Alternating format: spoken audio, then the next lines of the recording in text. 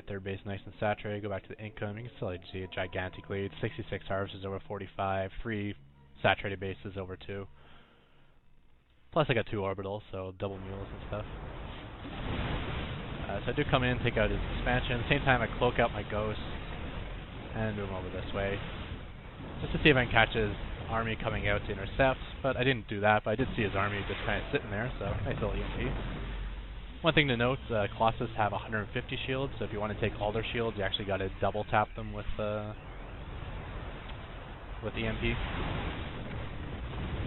But it's still going to be easy work for my Vikings. I even EMP the new stalkers that worked in. So yeah, that's the end of that. Now let's go back to when I got hit. It's probably be around the 6-minute mark, I would assume. It's usually when my bunkers are kind of complete. Yeah, so once again we can go over filling up the bunker. So one thing I did notice is that he was able to get sight at the top of the ramp with units at the bottom and be outside the range of my bunker. So I need to kind of figure out a better placement for this.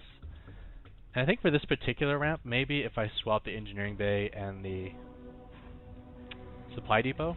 So if I had the supply depot here, that means I could probably put a bunker here. I'd have to check if there's space. And that would be closer to the wall. Being flush against the supply depot is closer to being flush against an engineering bay. Or even putting my bunker here might be better. One thing to note though, if you are going to go flush against the supply depot, you don't want it to create a solid seal where you can't actually get your units out of your base. Because that kind of sucks too. You don't have to keep salvaging your bunker every time you want to move units out. And that's something that could happen if you put a bunker in front. So maybe I'll just pin that on the end of the video. I'll just do a little build setup in space and see if it works out.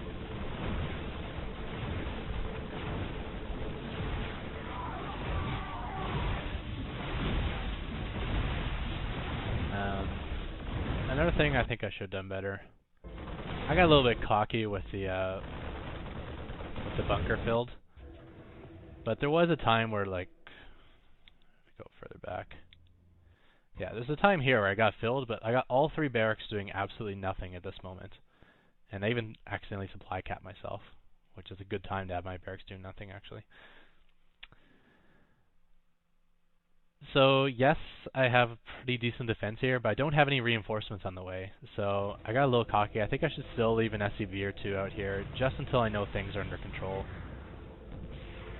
And I could easily like repair this supply depot from here, or repair this engineering bay from up here. And it's pretty safe. I mean, if he moves the stalkers here to kill my SCVs, he'll be in range of my fortress. If he moves the stalker up the ramp to kill my SCVs, he'll be in range of my bunker.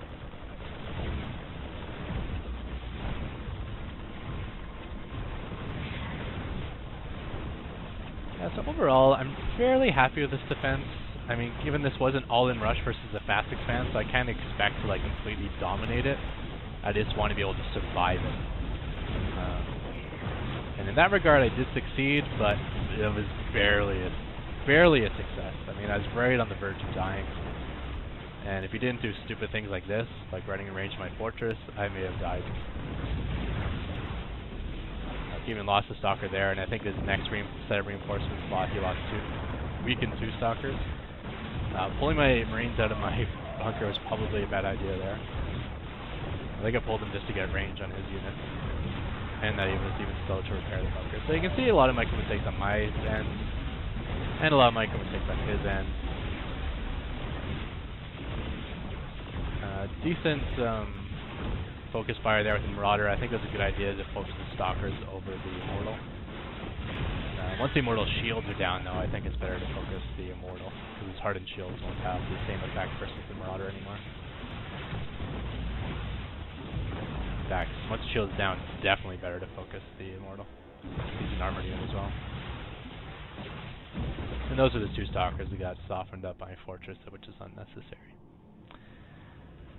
So, this is the first all-in rush I've faced versus my new build order. Lots of things for me to think about anyways. Not sure if that was exciting for you guys or not, but just, you know, these minor little tweaks I can do to my build is really the difference between life or death.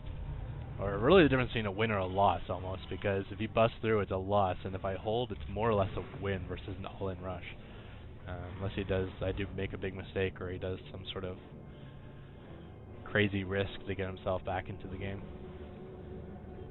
And with that said, I'm going to end this video. Actually, I'm going to try that new build setup just on this ramp, and I'll pin that to the end of the video, and then we'll call it the end. Alright, thanks everyone. Bye. Okay, so I am back, and as you can see, this is the setup I have here. And you can see it's a completely solid seal right now. So I was saying this was bad, because now I have no way to get my SCVs out without having to, lift my barracks or salvage this bunker, because even if I lower the supply depot, I can't get out. But now that I'm thinking about it, this might actually be preferable to keep it solid, because let's make it unsolid here. So what if I, had the barracks over one more notch, and then did the bunker like that. And this way I can still get my units in and out. I think this is actually worse, because if you think about it, this bunker here that I'm so reliant on for my wall, that's really low in hit points, it's going to be very hard for me to actually repair this now. I can't squeeze an SCV through that way. I'd have to squeeze one around through this way. Or even if I did the bunker over this way, there'd only be a narrow gap for me to get one SCV in to repair that supply depot. So the more I'm thinking about it, the more I think it's better actually to create a solid seal with your bunker and your barracks. And then if there's some sort of emergency at your fortress can more or less handle itself at the beginning of the game, and it'll just take a little extra micro to either, quickly salvage this or to quickly lift this to get your units out to defend.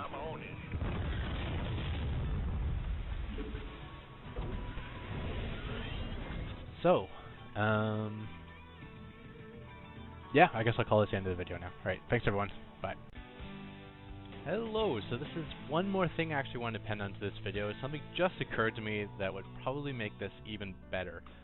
Way to set up your bunker so that you always get range on the units that are trying to get sight on the top of your ramp. And that's all you really need to defend yourself. That guarantees you're going to have your bunker blasting on at least one unit.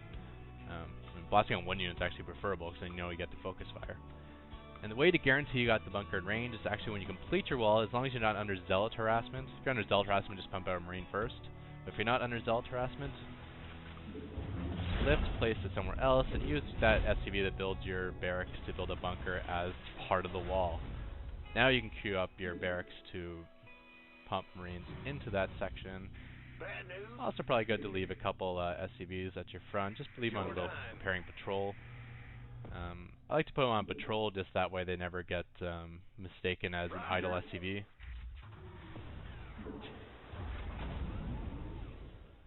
I'm going.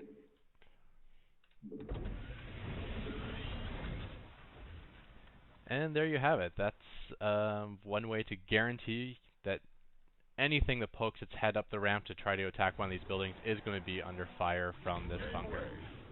And I think that's a good way to get around this. Obviously, this is probably not something you want to do versus Zerg, just because it makes you more susceptible to bailing busts. I mean, barracks do not have the same, or bunkers do not have the same hit points as barracks do.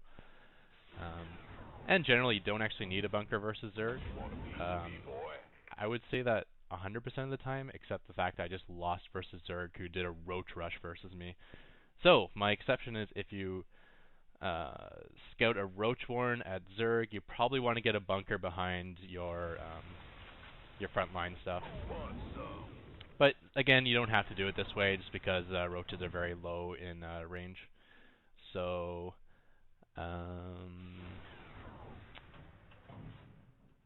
yeah, I lost my train of thought there. Roaches, stalkers, I don't know. Whatever. This is just the way I think I'm going to do it from now on. It seems the best for me versus Protoss. So, yeah, thanks everyone, and goodbye.